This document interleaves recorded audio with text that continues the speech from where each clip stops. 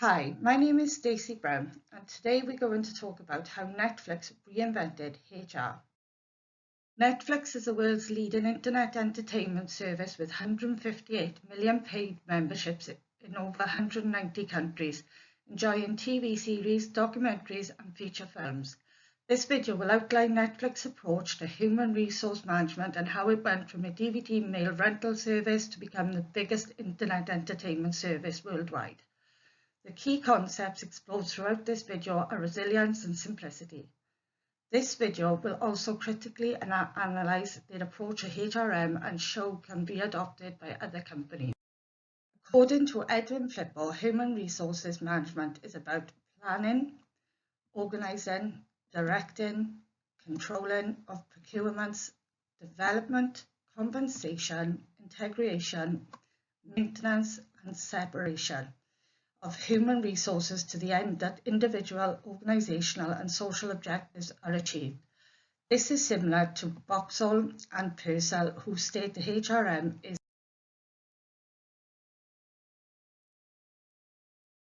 Netflix was founded by Reed Hastings and Mark Randolph. They have a unique approach to human resource management, which has helped the company to grow. Netflix has a conversational, tough love approach to human capital management. It features a culture governed by few rules and zero tolerance for poor or average performers. Workers earn top of the market and pay but no bonuses or long-term incentives, and they are responsible for their own development.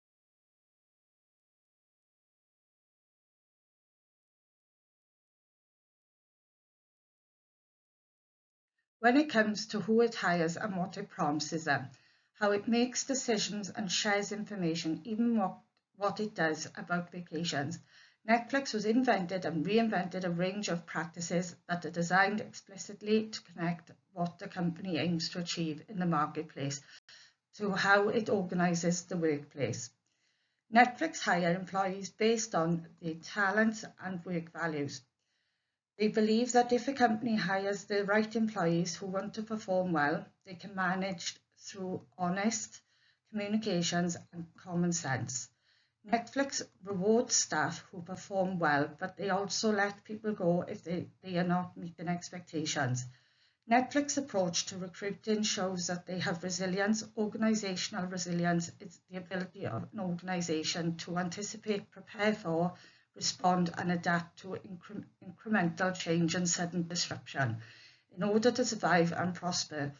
Netflix shows this by hiring employees who can adapt to change and keep up with new demands. Netflix has abolished bonuses. They believe that if you hire the right people for the job who put the company first, there is no need to give them an incentive to work harder.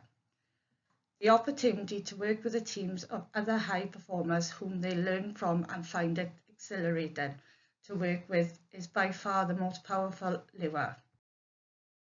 Netflix does not give their staff formal reviews. Instead, managers have conversations with employees about their performance. They believe this is a more honest approach. If staff are not performing adequately or their skills are no longer required, they are told that this is the case and given a generous severance package.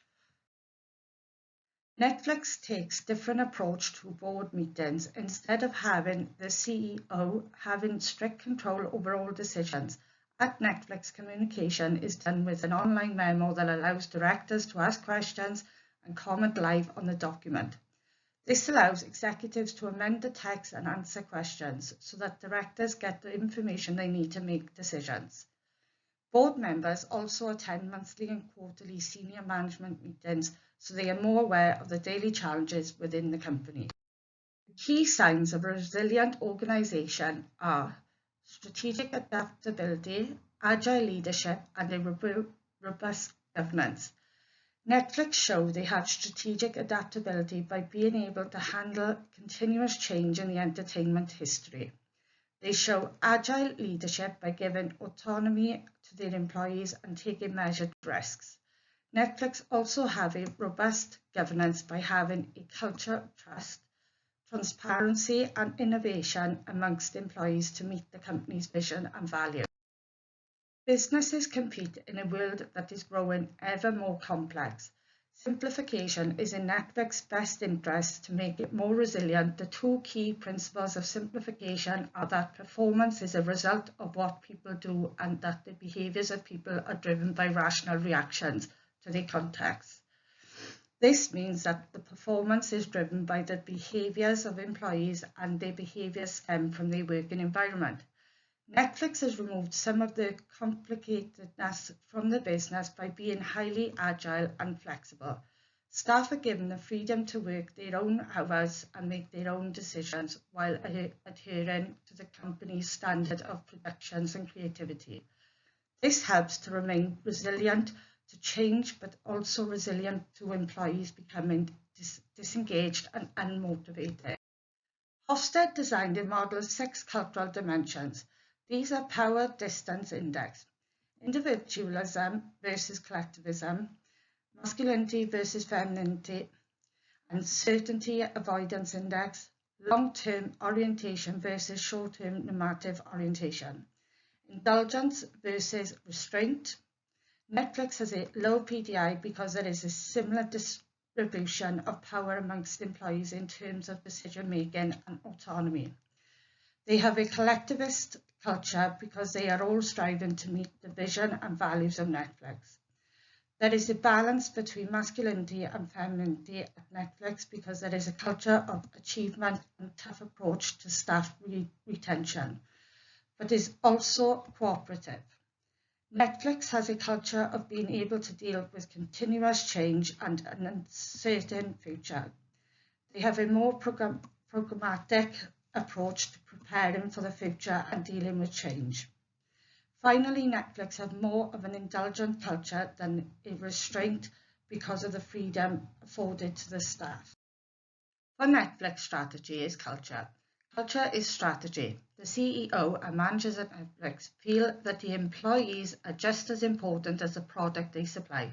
The employees are told to say what they think when it's in the best interest of Netflix, even if it is uncomfortable to say. They are also encouraged to criticise the way things are done in the company if they have better ideas. Other creative companies could take on this approach as innovation and creative ideas are embedded within the workplace and culture. Making a great hire is not about bringing in an A player. It's about finding a great match for your needs. Someone who is a high performer for one team may not be for another team. Other companies can learn from this by hiring the best fit for a job instead of promoting from within. Netflix digs further into an applicant's list of experience when looking for talent. They consider wide-ranging experiences and look for fundamental problem-solving skills. Other companies could benefit from going beyond choosing who to interview for a position based only on their CV. Netflix also ensure that they are impressing applicants when interviewing. This is so that each person leaves the interview wanting to join the company. Many companies have a formal interview process that could be off-putting and could lose out on top talent. Netflix discovered that bonuses to give staff incentives to work hard are based on false assumptions about human beings. What people must be incentivized in order to really throw themselves into their work and that they need to be told what to do. Netflix hire people who do not need bonuses to do their work. Companies who hand out bonuses could learn from this philosophy. If staff need incentives to do what they were hired to do, the company would be better off without them. This approach keeps loyal, hard-working employees within the company, meaning their talent pool is kept at all-time high.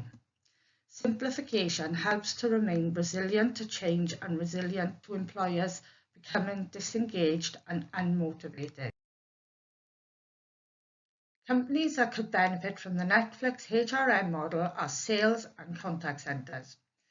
This type of industry requires confidence when speaking to strangers and gift of the gab. Rather than waste time trying to improve employees who do not have required skills, they should use the Netflix approach of severance. This helps companies retain only the talent that benefits them, but it also helps employees get into a position more suited to their skills, rather than staying in a job where they cannot. At Netflix, the leaders create the company culture, which leads to employees being more innovative. Talent managers are more like innovative business people than traditional HR managers. This works for Netflix, but it would not work for companies that require employees to follow strict rules and work according to the status quo. An example of this would be gas installation work or any type work that involves hazardous substances or workplace practices must adhere to strict health and safety guidelines. The teams and companies most successful in staying ahead of the curve manage to do so because they proactively replenish their talent pool. Netflix have a competitive edge because they only keep the top talent within the staff, and letting others go. Netflix even let people go if they've done a great job so that they can make space for high performers in new functions or with different skills. They do not consider retention an important part of team building success for Netflix. It is better to have top talent in every position.